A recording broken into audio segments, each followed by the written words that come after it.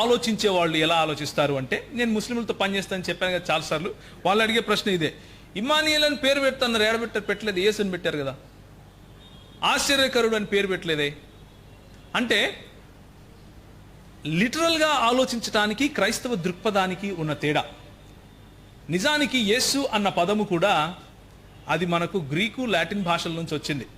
మనం ఏ విధంగా అయితే రామ అన్నదాన్ని రాముడు అంటామో, వాళ్ళు యేసు అన్నదాన్ని యేసుస్ అంటారు.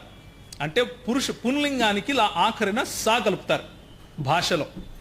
నేను ఒకవేళ తిమోతి అన్న పేరు ఉంటే తిమోతియుస్ అంటారు, తీతు అన్న పేరు ఉంటే తీతుస్ అంటారు. ఇది గ్రీకు భాష లేకపోతే గ్రీకు లాటిన్ భాషలు మాట్లాడే వాళ్ళ పద్ధతి. కాబట్టే యేసు అన్న పేరుకు యేసుస్ అయింది. దాన్నే ఇంగ్లీష్ వాళ్ళు తెల్లోళ్ళు పలకడం రాక జీసస్ చేసుకున్నారు.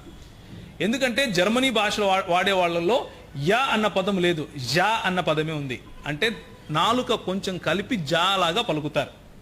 అందుకే వాళ్ళు జేఈఎస్యుఎస్ అని రాసినప్పుడు జీసస్ అని పలకరు, యేసూస్ అనే పలుకుతారు. తెల్లోళ్ళు మాత్రం జీసస్ అని పలుకుతారు.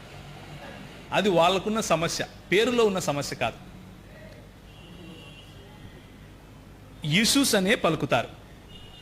ఈనాటికి కూడా లాటిన్ అమెరికా దేశాలన్నీ, అంటే దక్షిణ అమెరికా దేశాలన్నీ కూడా జేఈఎస్యుఎస్ అన్న పదాన్ని యేసూస్ అనే పలుకుతాయి.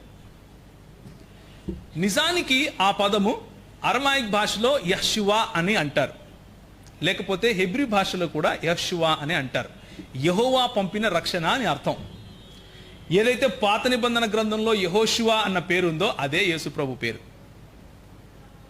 యేసు ప్రభు పేరుకు యెహోషువ అన్న పేరుకు తేడా లేదు. యెహోషువ అన్న పేరే మోషే వెంట తిరిగిన యోషువ పేరు, మన ప్రభు అయిన యేసు ప్రభు పేరు.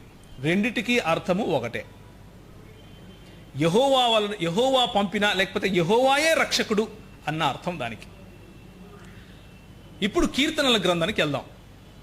నేను ఎందుకు ఈ మాటలు చెప్తున్నానో కొంచెం తేట తెల్లగా చూసే ప్రయత్నం చేద్దాం. కీర్తనలు మెస్సియా అంటే, కీర్తనల గ్రంథంలో ఏ మెస్సియా గురించి అయితే మనం మాట్లాడుకుంటున్నామో, మీకా గ్రంథం 5వ అధ్యాయం 2వ వచనం నుంచి ఆ మెస్సియాను ఏ విధంగా దావీదు రాజు మరియు ప్రవక్త అయ్యున్నాడు కదా, ఆయన ఏ విధంగా సంబోధిస్తున్నాడో చూద్దాం. 110వ అధ్యాయం మొదటి వచనం నుంచి 5వ వచనం, నీవు పరిపాలన చేయుము, ప్రభువు నీ కుడిపార్శ్వమునందు ఉండి తన కోపదినమున రాజులను నలగగొట్టును. ప్రభువు నా ప్రభువుతో సెలవిచ్చుచున్నాడు అని అన్నప్పుడు